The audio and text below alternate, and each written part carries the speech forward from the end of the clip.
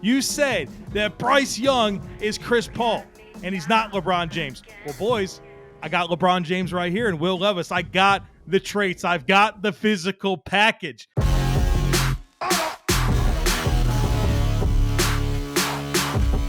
What's going on, guys, and welcome to the Battle for QB1 debate here with Draft Network scouting team as we kick off the 2022 college football season with the first iteration of our TDN 100 for the top 100 prospects eligible for the 2023 NFL Draft. Now, gentlemen, we're talking QB1, okay?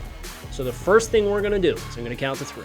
And I want everybody to declare who your QB1 is on the E in three.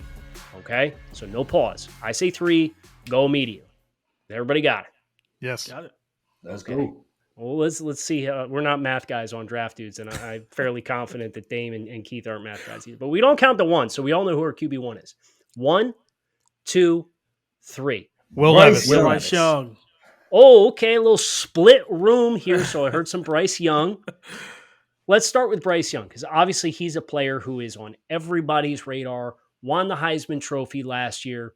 Somebody make the case. Bryce Young, QB1. Go for it. I'm going to go ahead and take this. I'm going to kick this thing off. This is easy, man. The guy is battle tested. He plays in the toughest conference that there is in the SEC.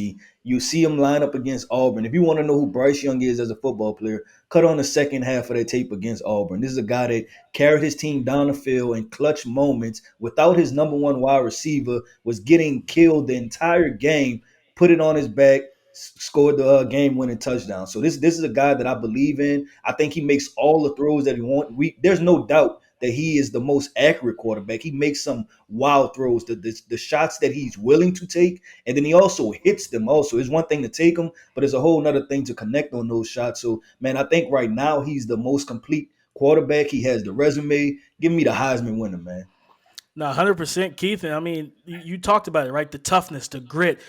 To take the beating he took, I believe he was pressured 20 or more times against Auburn. He was hit and smacked relentlessly by that pass rush. And he just kept punching, kept fighting, kept going through that game, losing Jamison Williams, only having one guy that he truly trusts in John Mechie, which you look at the stats, he only trusted two receivers in that entire receiving room, and that was Mechie and Jamison Williams. And the throw, I believe it was to Ja'Cory Brooks to take him into overtime. Accurate, the ball placement right over the outside shoulder, throwing it from the pocket, right? But at the same time, he is a little jitterbug back there. He has the athleticism to make plays with his legs, and he even gives you some improvisation, some freestyle to his game also. And Keith, I remember the comp you gave him, Chris Paul, and that's what I like. I love that comp because he knows how to distribute the ball to his weapons. He's not going to be the guy that's going to be the most physically imposing. He's not LeBron, right? But he knows how to run the offense, get it to his weapons, and get it to his outside threats accurately, typically on time, and with good ball placement. Now, it's a non-traditional comp, right? Basketball player to a quarterback, but I think it's the kind that fits because Bryce is a non-traditional quarterback. So, Joe, I know you're in the same boat as me as not having Bryce Young as QB1. So let's talk a little bit, Keith, Dame, they're pounding the table. Let's talk a little bit about some of the questions that are preventing you from buying in, and I'll be more than happy to jump in myself as where I fall on that debate for Bryce Young as a football player. Yeah, first of all, I like Bryce Young, top 25 player on my board entering the season. There's a lot to like about him, and Keith and Dame did a good job of highlighting what those areas are. For me, I get a little bit hung up on some of the concerns about what he does at Alabama and how it translates to the next level. Obviously, he's undersized. You see that show up in how he has to play the game, a lot of pocket drifting, a lot of toesiness in the pocket to get himself in position to see over the offensive lineman. Let's be honest about it. And so I worry about how repeatable those mechanics are at the next level. I think that for as good of a player he is at Alabama, and I certainly respect what he's accomplished there, I respect the player that he is. I think he's a appealing NFL prospect. I just feel like there's a lot of concerns about how repeatable that is and how it translates to the next level. And so that pushes him down a little bit for me and causes a little bit of caution on my behalf. Yeah, and I know the word that I already invoked was non-traditional, right? And you think about Bryce and He's got like the old school backpedal out of the gun and likes to kind of maximize his vision to see the field as compared to turning and kind of having his field vision, which Joe, you mentioned. And that's when you watch the Georgia game, right? And you see when the process has to be quick and the windows are tight and the pressure is hot. That was where for Bryce, the consistency in being on time and then translating it from Alabama to an NFL offense. And hey, let's be honest, if he gets picked early in the NFL draft, he's probably going to a place that's not particularly good. So now you're looking at having to recreate all the dynamics. We don't want to scout the helmet. And I know Joe mentioned Alabama and doing it at Alabama, but it is important to acknowledge the environment that he's in and how well that play can translate when you're not in that same environment with all those same tools at your disposal. So I see him very similarly to you, Joe. I like Bryce Young as well. I think there's a very strong chance this ends up being a first round pick at the quarterback position. But if I'm looking at guys right now, I think there's some guys with some traits that I probably look at and I am more attracted to. And Joe, I know you mentioned Will Levis. And then Dame, I'd like you to follow Joe with Will Levis, since I know you were the guy that did the initial write-up on Will Levis as a football player. But Joe, talk to us about Will Levis, bet on traits, your 5th overall prospect for the 2023 NFL Draft and the first ballot for TDN 100. Well, first, I got to thank my guys, Keith and Dame, for giving me the perfect segue into this. You say that Bryce Young is Chris Paul, and he's not LeBron James. Well, boys, I got LeBron James right here, and Will Levis. I got the traits. I've got the physical package. I got a guy that has no limitations on the football field. Keith, you like the SEC? Buddy, Kentucky's in the SEC. Dame, you talk about how Bryce Young only had 2 receivers he likes to throw to. Well, guess what? Will only had 1 in Wan'Dale Robinson. So I like all the stuff that you're saying. I just get a little bit better package here in Will Levis, who has the size, who has the arm strength, who runs the ball like he's a friggin' fullback, like George Kittle out there with the ball in his hands. I like his mechanics, right? For as erratic as some things can be for him right now, like some of the decision making, some of the ball placement, that's stuff that he has to get better at. I like the way that his mechanics are. I like his footwork. I like how he aligns himself. I like how he goes through those progressions and gets himself in good positions to throw the football. So yeah, is he a little rough around the edges? Sure. But I'll take the guy with the physical upside that if I'm going to hitch my wagon to, I want a difference maker. I don't want a point guard. I want a guy that can be the reason why I win football games. Will Levis gives me that. Yeah, but I would have to say this. I think just simply throwing a blanket on Bryce Young and saying that, he's in that Alabama system, so he's going to win and going to produce. I think in those games, when you talk about Texas A&M, you talk about Florida, you talk about Georgia, what quarterback had a good game against Georgia last year, right? There weren't any. Nobody had a good game against Georgia. But I think in those games, we talk about Florida, Texas A&M, Georgia, you've seen Bryce put it on his back. And I got the notion because, look, the thing is this, it's the size, right? And we're going to continue to have this size conversation and how does it translate to the NFL? And I was just like you guys, right? Where I was concerned about it. And I watched the film and I wanted to critique everything. I wanted a detailed notion of everything. But when it came down to it, I said, you know what? Bryce Young is a baller, right? That's what I got from it. I just said this guy just flat out balls. Sometimes the process isn't perfect, but the end result is exactly what you want from a quarterback. And just having that, we always talk about having ice in your veins, right? And it seems that Bryce has that. When it's a snap that snapped over his head or he knows that he's going to get hit, Bryce will stand in the pocket, deliver that pass, and you know what? If he doesn't hit it on that time, he's going to come back again and work to deliver it. So I just respected Bryce from the perspective of, this guy just flats out. He's just a baller. So that's why I decided to go with Bryce Young. Let me jump in here because I hear you, Keith, and I understand that. It's a big reason why I still like Bryce Young as a football player. But when you are a player that's non-traditional in as many components of the quarterback position from both a height, stature perspective, kind of even just his style of play, usually the guys that translate quickly have a skill, an elite skill. It's Kyler Murray with his athleticism and kind of the baseball background with the arm, right? Or it's Russell Wilson and his ability to throw the deep ball and what he was able to do, mastering a new offense when he transferred to Wisconsin after being at NC State and really elevating his game between the ears. It sounds like you're betting on the intangible being the elite factor for Bryce. Am I understanding you correctly?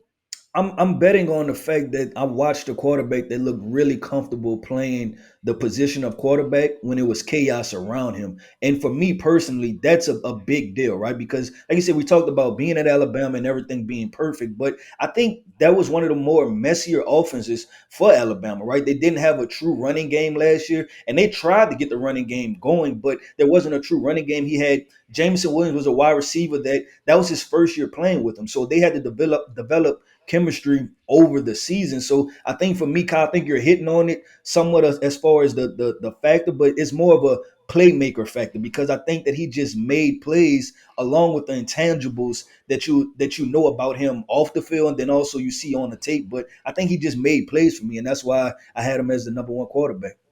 No, and for me, and I'm with you there. I'm on the opposite end of the spectrum. I initially graded Will Levis and watched this tape, and some of the things that you guys talk about, he checks a lot of those physical boxes, right? Now, Joe, I'm not going to go as far as saying he's the LeBron. I think the potential LeBron is in a different school in this QB class, but that's another discussion for another day. But with Levis, he does check all those boxes. He is a big, well-built, rocked-up quarterback with a big arm who is mobile.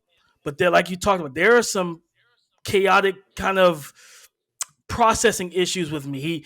I saw a guy that didn't always get through to his second read and hit that second read, right? I saw a guy who struggled with the big arm. Typically, guys with big arms, they get the ball downfield. He was one of the more inaccurate downfield passers that I watched this year. And we talked about how Bryce is able to handle that pressure, right, from Auburn and Georgia and all these different SEC defense, Florida, and just keep it pushing and still be efficient.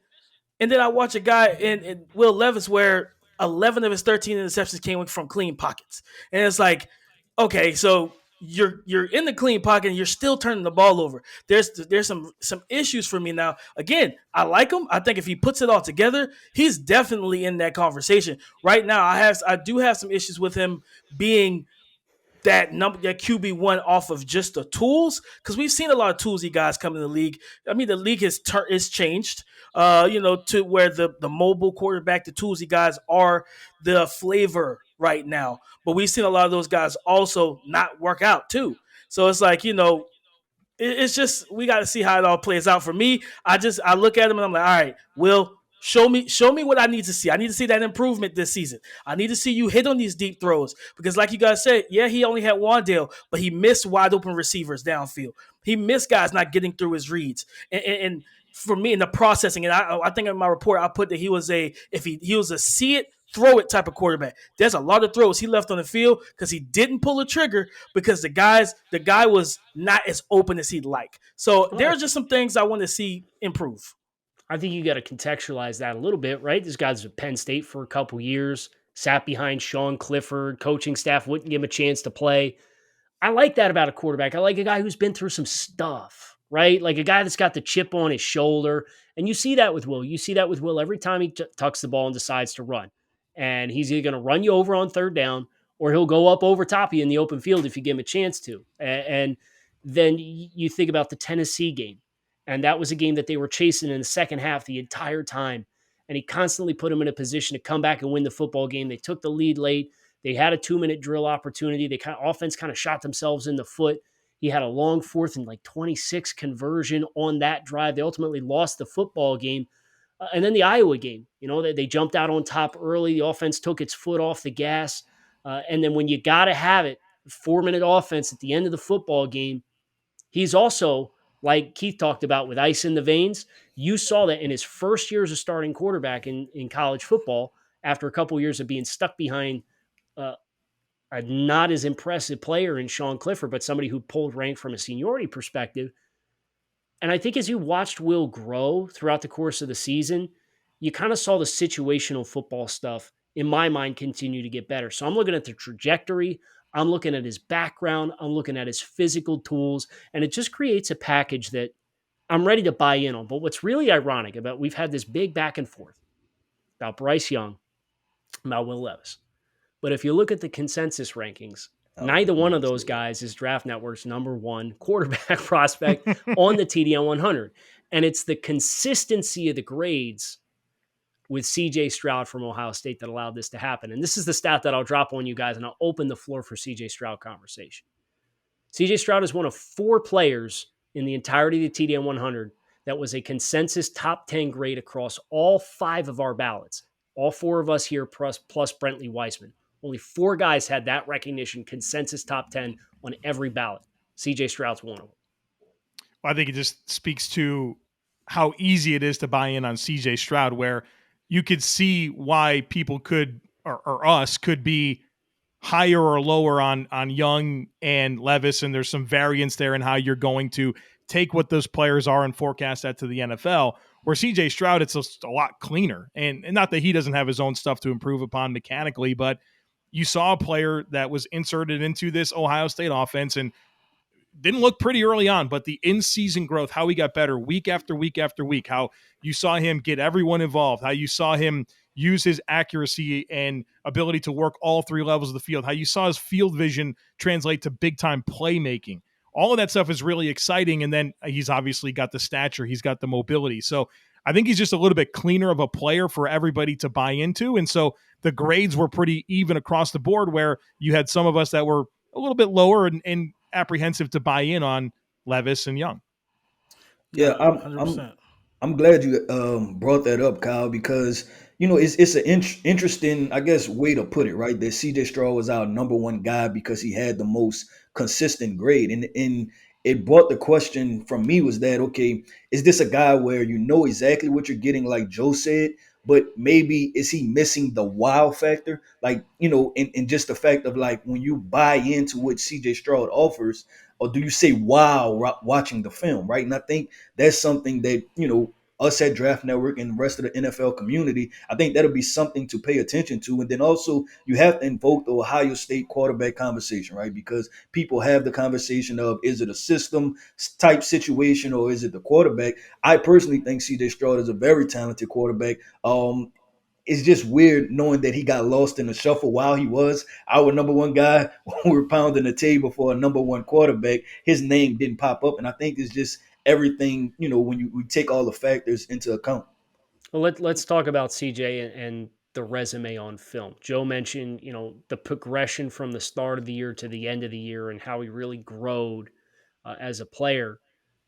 But I think there's meat on the bone here that if he continues to clean up kind of the footwork at the top, making sure he's getting a line to throw and getting his cleats in the ground and kind of continuing to have better anticipation based on pre-snap shells on understanding, okay, this is where I'm likely going to go with the football. Let me get a line to throw here. And then that way I don't have to kind of expedite that initiation of my release to try and get it out on time and really rely on my arm strength. Because when he sees it well and it's humming, it's as pretty as it can get, right? And you see he's got athleticism, you see he has arm strength, but I think that's the thing for CJ.